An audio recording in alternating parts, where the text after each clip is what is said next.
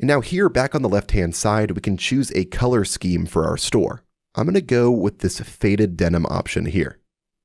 And you can also choose your own custom colors down below here as well. Next, let's configure our home page. To change the page that you're editing, go to the top here and find this drop-down, then click into it, and let's switch it to home page. And then you're going to see the page change here on the right-hand side. Now here we have 4 different sections that we can edit. We have our image banner. When I open that up, you'll see I can change out all of the text here. Then we have a few other ones. We have image with text, rich text section, and feature columns. So if there's anything on the home page that you're wanting to edit, you can do so here.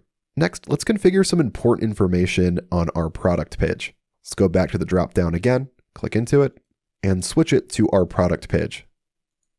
Start by configuring our product information. I'll go ahead and open this up here. For my product title, I want to include my brand name. So this brand is going to be called Charge Dock. So I'm just going to add that to the front of the product title. And for our product pricing, this is going to cost us about $11 from the supplier. We want to mark this up by about 2.5 times.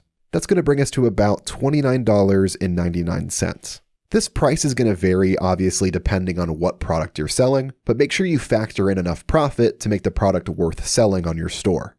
And now if I scroll down here on the right-hand side, we're going to see those changes reflect here. I have Charge Dock in the title now, and my price has been changed to $29.99.